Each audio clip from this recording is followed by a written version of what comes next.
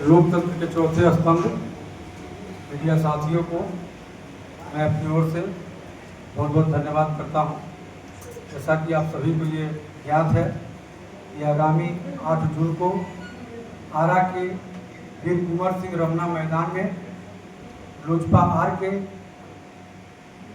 नवसंकल्प महासभा का आयोजन किया गया है, जिसके मुख्य अतिथि हमारे पार्टी के राष्ट्रीय अध्यक्ष और भारत सरकार के माननीय मंत्री श्री चिराग पासवान जी बतौर मुख्य अतिथि उपस्थित होंगे।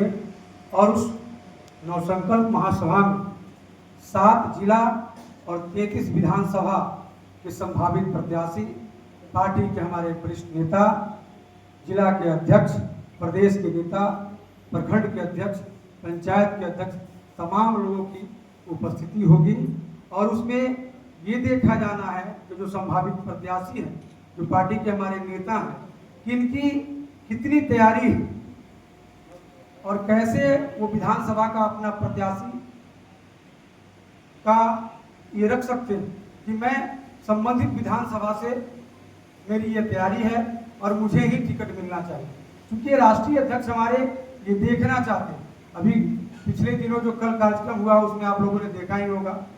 तो इस तरह से हमारे बिहार में कई जगह, पूरे बिहार में सभी जिलों का इसी प्रकार से सभा कर करके और वहाँ के संभावित प्रत्याशियों का, नेताओं का जो आज तक जो उनकी तैयारी हुई है उसके बारे में राष्ट्रीय अध्यक्ष वो नवसंकल्प महासभा के माध्यम से वो देखना चाहते हैं कि हमारी पार्टी के किन कार्यकर्ताओं में कितनी ताकत है। उसी से हमारा आने वाला जो विधानसभा है 225, जो 225 में 225 और फिर से नीतीश का जो नारा दिया जाना है उसकी तैयारी हेतु आरा के रमना मैदान में जो वीर कुंवर सिंह के नाम से जाना जाता है, आगामी 8 जून को होना तय हुआ।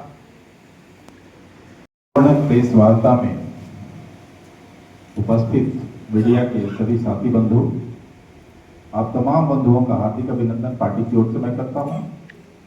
इस मौके पर इस परिसर में मंच पर उपस्थित अरवल जिला के जिलाध्यक्ष भाई सत्येंद्र रंजन जी,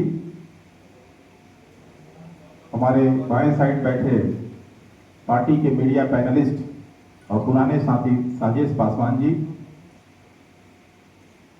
हमारे प्रदेश के महासचिव श्री सुनील यादव जी, मंच पर उपस्थित हमारे संजय सिंह जी और अरवल जिले के तमाम निष्ठावान वरीय समर्पित नेता और कार्यकर्तागण, मैं तमाम लोगों का पार्टी की ओर से आज इस प्रेस वार्ता के दौरान उपस्थिति को लेकर हार्दिक अभिनंदन और स्वागत करता हूं। मित्रों, जैसा कि अभी हमारे मीडिया पैनलिस्ट साथी ने बताया कि आगामी 8 अगस्त को भोजपुर की पावन धरती आरा में स्थित जो रमना मैदान है उसमें वीर कुंवर सिंह स्टेडियम निर्मित किया गया है सरकार द्वारा, और उसी वीर कुंवर सिंह स्टेडियम में आगामी 8 जून को नव संकल्प महासभा आयोजित किया है। कार्यक्रम को पार्टी के राष्ट्रीय अध्यक्ष सह केंद्रीय मंत्री आदरणीय श्री चिराग पासवान जी संबोधित करेंगे। यह चूंकि चुनावी वर्ष है और चुनाव को देखते हुए हर पार्टी अपनी तैयारी की समीक्षा करती है और उसमें अपने साथियों के मनोबल को देखना चाहती है, अपनी तैयारी को देखना चाहती है। कई उद्देश्यों को लेकर बहुउद्देशीय यह कार्यक्रम हमारा जो है नव संकल्प महासभा के नाम से जो जाना जाएगा, और इसे बिहार के कई इलाकों में हम क्षेत्रवार जो है श्रृंखला में आयोजित करने जा रहे हैं। ये प्रथम कार्यक्रम आरा में आयोजित है, जिसमें 33 विधानसभाओं के लगभग 7 जिलों के तमाम संभावित प्रत्याशियों की तरफ से यह प्रयास संयुक्त रूप से किया जाएगा। और नव संकल्प महासभा जो रखा गया है नाम, यह उस संकल्प का नाम है जिस संकल्प को लेकर हमारे पार्टी के राष्ट्रीय अध्यक्ष आदरणीय श्री चिराग पासवान जी बिहार फर्स्ट, बिहारी फर्स्ट का नारा दिए थे 2019 में, और 2019 से आज तक यह बिहारी फर्स्ट और बिहार फर्स्ट का जो बीजारोपण हुआ था, अब वह पौधा आने वाले दिनों में वटवृक्ष का रूप लेता जा रहा है। आप देख रहे होंगे कि बिहार के विकास का जो रोड मैप हमारी पार्टी ने तैयार किया था 2019 में, आज पूरे बिहार में जन स्वीकार्यता उसकी बढ़ रही है। और यही कारण है कि हमारे पार्टी के राष्ट्रीय अध्यक्ष आदरणीय श्री चिराग पासवान जी की तेजी से लोकप्रियता बढ़ रही है, क्योंकि बिहार फर्स्ट और बिहारी फर्स्ट का जो विजन है वो बिहार के विकास का मॉडल है। बिहार के सभी वर्गों का विकास, सभी क्षेत्रों का विकास और सबका विकास। हम लोग इस ध्येय से आगे बढ़े हैं। कई पार्टियां जात पात में बांटकर बिहार को बरगलाने और बिहार में सत्ता पर आसीन होने का काम किया। उसके विरुद्ध न धर्म न जात करे सबकी बात हमारा टैगलाइन है पार्टी का। और पार्टी के राष्ट्रीय अध्यक्ष आज तक आप प्रबुद्ध साथी हैं, कई लगातार जो है वर्षों से कवरेज करते आ रहे हैं हमारे लोक जनशक्ति पार्टी का भी और अन्य पार्टियों का भी। तो आप देखते होंगे कि उन जात पात से हटकर, वर्ग भेद से हटकर हम तमाम उन गरीबों की, दलितों की, वंचितों की, समाज के शोषितों के, पीड़ितों के और समाज के अन्य जो अंतिम पायदान पर खड़े लोग हैं उनको मुख्य धारा से कैसे जोड़ी जाए, उसी संकल्प के साथ हमारी पार्टी की स्थापना हुई थी। और हमारी पार्टी के संस्थापक पद्म भूषण स्वर्गीय रामविलास पासवान जी ने इसी संकल्प को आगे लेकर बढ़ने का काम किया। और आज 25वें वर्ष में हमारी पार्टी जो पहुंच गई है, आज देख रहे होंगे कि बिहार में एक सर्वमान्य नेता के रूप में चिराग पासवान जी स्थापित हो गए हैं, इसमें कहीं कोई संदेह नहीं है। और एनडीए के एक मजबूत घटक दल होने के कारण हम अपनी जिम्मेवारी भी महसूस करते हैं कि एनडीए में जो लक्ष्य रखा गया है, एनडीए के एक बड़ी बैठक एक अन्य मार्ग मुख्यमंत्री निवास में पिछले अक्टूबर में हुई थी, जिसमें मैं भी मौजूद था। उसमें यह निर्णय लिया गया था कि इस बार 2025 में 225 के पार एनडीए का लक्ष्य रखा गया था। उस लक्ष्य की पूर्ति कैसे हो, उस लक्ष्य को हम लोग पार कैसे ले जाएं, एक मजबूत सहयोगी घटक दल के रूप में, और वो जिम्मेवारी महसूस करते हुए हमने अपने तमाम सहयोगी घटक दल को कैसे जिताएं। जो हमारे सहयोगी दल हमारे दूसरे सीटों पे लड़ेंगे, अपने प्रत्याशियों की जीत तो हम सुनिश्चित करेंगे ही, हम चाहते हैं कि अपनी तैयारी से उन घटक दलों को भी इसका लाभ मिले। इसके लिए हम यह नवसंकल्प सभा जो है करने जा रहे हैं तमाम बिहार के कोने कोने में। और यह जो तैयारी होगी वह एनडीए के लिए एक मजबूत स्तंभ का काम करेगा, एक बड़ी मजबूती देगा आने वाले 2025 के चुनाव में। और मेरा मानना है कि 2025 के पार होगा एनडीए का लक्ष्य। जो माननीय मुख्यमंत्री जी ने जिस सोच के साथ देश के यशस्वी प्रधानमंत्री आदरणीय नरेंद्र मोदी की सोच और माननीय मुख्यमंत्री नीतीश कुमार जी के विकास का जो पहिया है, ये दोनों को जोड़ते हुए डबल इंजन की सरकार को आगे 2025 में कैसे आगे ले जाया जाए, यह हमारी चिंता का विषय है। और इसी चिंता को लेकर हम पहले से अपनी रणनीति के तहत इस महासभा का आयोजन करने जा रहे हैं। और यह महासभा बिल्कुल ऐतिहासिक होगी, मैं आप लोगों को आश्वस्त करना चाहता हूं। और आप मीडिया के तमाम साथियों के चैनलों के माध्यम से अपील करना चाहता हूं कि लोक जनशक्ति पार्टी रामविलास का एक एक कार्यकर्ता, सभी जिलाध्यक्ष, सभी प्रदेश के पदाधिकारी, अरवल जिले से जितने भी जुड़े हुए हमारे पार्टी के सिद्धांतों से सहमत लोग, वो तमाम लोग उस दिन आरा के उस ऐतिहासिक भूमि में ऐतिहासिक सफल कार्यक्रम बनाने के लिए अपना सहयोग दें, समर्पित भावना से वहां उपस्थिति दर्ज कराएं।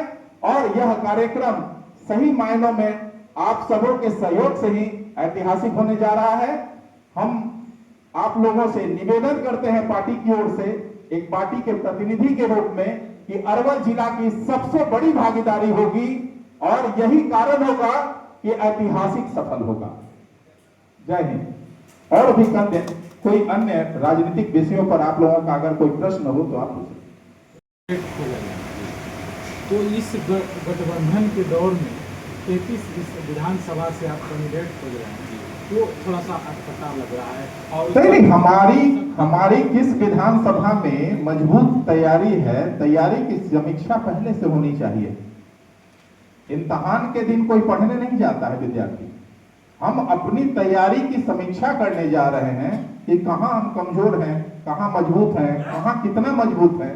इस बात को तो जानना हमारी अपनी जो है आत्मबोध तो होना चाहिए। और नहीं कैंडिडेट नहीं खोज रहे, हमारे अपने पार्टी के संभावित उम्मीदवारों से हम अपील कर रहे हैं। कोई बाहर से हम लोग कैंडिडेट नहीं लाने जा रहे हैं। तो संभावित अपने पार्टी में हमारे पास कैपेबल लोग हैं, तो निश्चित तौर पर अपने पार्टी को ही संबोधित किया जा रहा है कि संभावित उम्मीदवार हम इन्हीं में से चुन रहे हैं। इसमें कहीं कोई दूसरी बात नहीं है। राहुल गांधी सर दलितों के 75 छात्रावास घूमने वाले हैं और दलितों को अपने साथ जोड़ने का प्रयास कर रहे हैं, क्या उसमें आपका नुकसान नहीं होगा? राहुल गांधी दलितों के छात्रावास में जाकर एक दिन का जो फोकस सेशन कर रहे हैं, क्या बिहार के दलित इस बात से इत्तेफाक रखते हैं कि राहुल गांधी दलितों के हितैषी हैं? तब कहां थे जब उसी दिन दरभंगा के एक छात्रावास में वो फोटो सेशन कर रहे थे, छात्रावास में जाकर एक दलित मुंह दिखाने का प्रयास कर रहे थे। उस दिन इसी औरंगाबाद में एक बेटी के साथ उत्पीड़न की घटना घटी थी। क्यों नहीं वहां राहुल गांधी जी का दिल पसीजा और वहां पहुंचे? राहुल गांधी किस दलित की बात करते हैं? अरे सबसे बड़ा दलित बाबा साहब भीमराव अंबेडकर को, जिसका सबसे बड़ा शासनकाल था, अपने 60 वर्षों के शासनकाल में बाबा साहब भीमराव अंबेडकर की प्रतिमा कहां लगा दिया उन लोगों ने संसद में? क्यों नहीं भारत रत्न दे दिया? जब अपने परिवार के बीच भारत रत्न बांटे जा रहे थे तब उनको बाबा साहब अंबेडकर की क्यों नहीं याद आई थी? दलितों के मसीहा अगर राहुल जी बनना चाहते हैं तो उन्हें इसका जवाब देना चाहिए।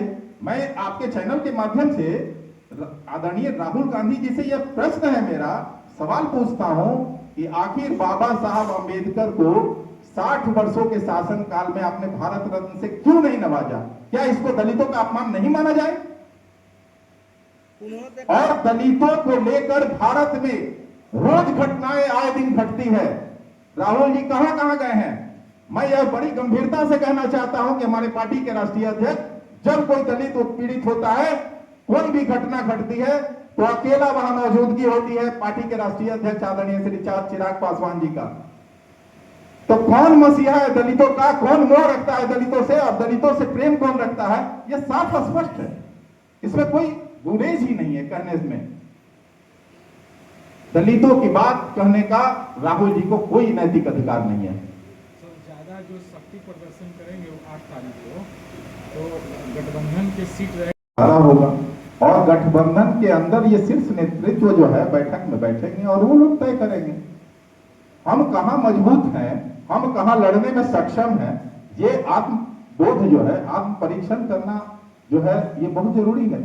और हम उसको लेकर अगर एक नवसंकल्प महासभा को आगे बढ़ रहे हैं तो ये मेरा इंटरनल कार्यक्रम जी, ये प्रतिस्पर्धा नहीं है, ये पूरक है। हम लोग एक दूसरे को एक मजबूत घटक दल के रूप में होने के नाते, एक जिम्मेवार सहयोगी दल होने के नाते ये मेरी जरूरत है और ये इसी उद्देश्य को लेकर हम आगे बढ़ रहे हैं कि हम कहां मजबूत हैं, कहां कितने सक्षम हैं, ताकि हमारे सहयोगी दलों को भी इसका लाभ मिले, जो हमारी तैयारी है। तो हम तैयारी की समीक्षा तो पहले से करेंगे ना, तैयारी की समीक्षा है ये। मैं आपको करेक्ट कर दूं कि गठबंधन धर्म की मर्यादा का उल्लंघन होगा। सीटों के बारे में जब तक शीर्ष नेतृत्व की बैठक नहीं हो जाती और सब कुछ तय नहीं हो जाता, तब तक कुछ भी कहना मैं समझता हूं कि मर्यादा धर्म का उल्लंघन है।